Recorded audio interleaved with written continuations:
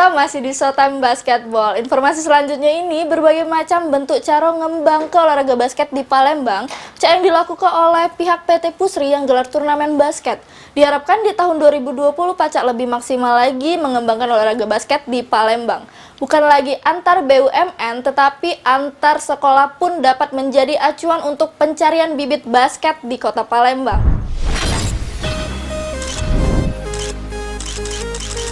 Perkembangan olahraga di sikok daerah memang tidak pacak dipisahkan dari peran serta segenap unsur masyarakat di kota tersebut, baik itu dari pemerintah kota, pengurus, bahkan sampai ke perusahaan dewek harus bekerjasama untuk bangun olahraga lebih bergairah lagi di daerah tersebut.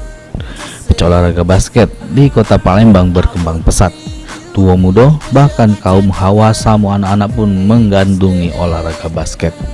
Nah, dari hal tersebut PT Pusri pun melakukan tugasnya untuk mengembangkan olahraga basket di Palembang. Dengan diadakannya ajang Pusri Cup 2019 ini, PT Pusri telah mengembangkan olahraga basket di Palembang. Dari ajang Pusri Cup 2019 yang diperuntukkan bagi BUMN yang ada di Sumsel, perhelatannya berlangsung sukses. Menurut R.A. Rahim, Sekretaris PT Pusri ungkapkan, dari awal pertandingan sampai ke babak final event Pusri Cup 2019 berjalan sukses. Sedangkan menurut Ibnu Widakdo, GM pemeliharaan PT Pusri ungkap tuh, di tahun 2020 kage PT Pusri rencananya bakal lebih memodifikasi lagi pertandingan basket dengan nambah kuota peserta basketnya dewek. Nah, Bapak kira-kira bagaimana tanggapannya dari awal pertandingan sampai final hari ini? Bagaimana tanggapannya? Alhamdulillah, dari awal 9 peserta, 9 tim itu bertandingnya secara bagus, sportivitasnya baik, sehingga sampai saat ini final tidak ada kejadian apapun yang menodai pertandingan ini. Semua berjalan dengan baik, lancar, dan smooth. Oke, selanjutnya Pak Ibnu gimana nih? Apakah ada yang akan dikemas di pertandingan 2020 atau yang ditambahkan? Bagaimana? Kalau ini mungkin sudah sangat bagus, cukup bagus. Mungkin tapi untuk beberapa modifikasi mungkin saat ini keterbatasan peserta. Mungkin untuk tahun depan akan ditingkatkan lagi jumlah pesertanya. Mungkin itu ya. Dari event ini dewek diharapkan ke depan Pacak diadakan turnamen antar pelajar, sehingga Pacak muncul bibit basket di Palembang, sehingga Pacak memperkuat Palembang di kancah nasional. Sudah itu Pacak juga bibit tersebut jadi amunisi baru di perusahaan-perusahaan untuk jadi daya tarik dewek bagi pemain basket yang nak dilirik oleh pihak perusahaan, sekalian bergawe di perusahaan tersebut dengan bermain basket secara profesional. Tim Liputan PAL TV.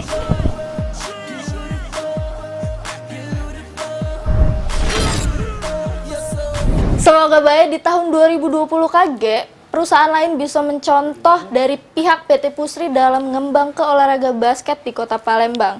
Nah, informasi selanjutnya ini, ajang Porprov Sumsel di Prabu Mulih sudah selesai. Namun, pemain basket yang memperkuat Palembang di ajang tersebut oleh Perbasi Palembang bakal dilakukan TC panjang ke para pemain tersebut untuk dipersiapkan di ajang kompetisi lainnya lagi, jeru memperkuat Palembang.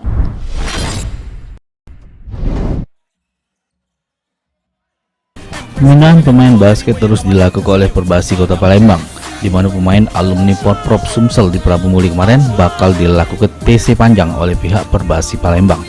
Hal ini dilakukan untuk menambah kekompakan para pemain tersebut.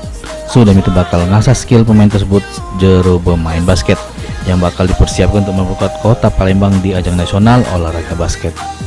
Menurut Ketua Perbasi Palembang Azwar Agus, TC panjang dilakukan oleh ofisial tim basket Palembang. Alumni Porprov yang memperkuat Palembang di Prabu Mulih kemarin jadi prioritas utama untuk membangun tim. Namun tidak nutup kemungkinan bakal ada pemain baru. Aman dianggap siap, baik skill maupun cara bermain basket sudah bagus. Yang jelas kita prioritaskan yang ikut kemarin, yang Porprov kemarin itu tetap kita pantau dan kita kumpulkan untuk mengikuti TC jangka panjang dan tidak menutup kemungkinan ada pemain lagi yang di luar yang masih bagus kita rekrut kembali ya, tapi tetap kita pertahankan yang ikut Porprov kemarin itu. Untuk event TC panjang dilakukan untuk siap ke pemain jarum melok kompetisi tingkat nasional sebagai wakil Palembang. Seri Febriandi, PAL TV.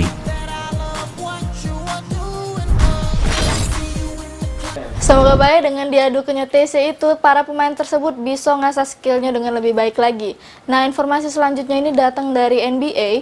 Awal musim NBA ini jadi derita buruk bagi Luka Doncic, di mana juru pertandingan ngelawan Miami Heat, Doncic ngalami cedera di ankle kakinya sehingga harus parkir beberapa pertandingan.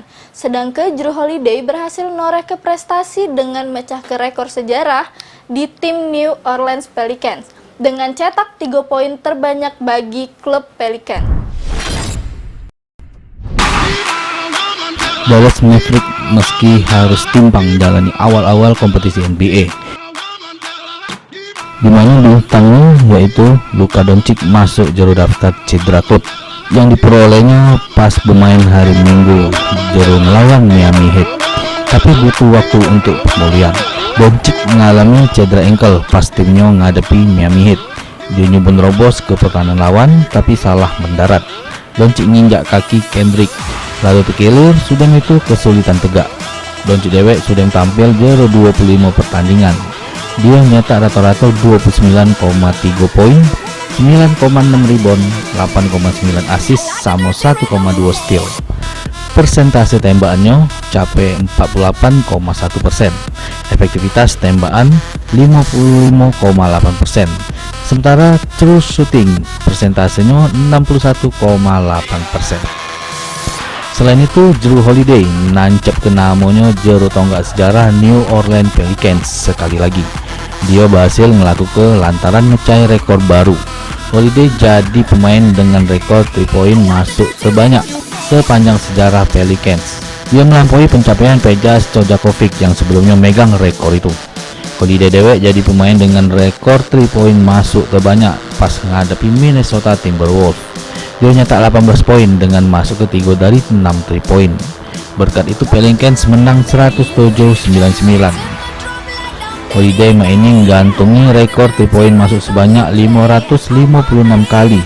Stojakovic 553 kali. Artinya, garda andalan Pelican itu memiliki jumlah 3 poin masuk 3 kali lebih banyak. Holiday dewek sudah bermain selama 7 musim di New Orleans. Namanya terdaftar di beberapa rekor tim. Pada umumnya masuk ke 5 besar, misalnya jero menit bermain, jumlah pertandingan, tembakan masuk, percobaan tembakan gratis masuk, percobaan tembakan gratis, assist, steal, sama poin. Catatan di pojok tentu baik pacak ngerubah, mengingat Holiday juga masih aktif bermain selama 2019-2020. Ia tampil sebanyak 27 kali dengan rata-rata 19,4 poin, 5 rebound, 6,6 assist, sama 1,7 steal. Persentase tembakannya capai 43%, efektivitas tembakannya 49%, true shooting persentase 50,8%. Tim Liputan PAL TV.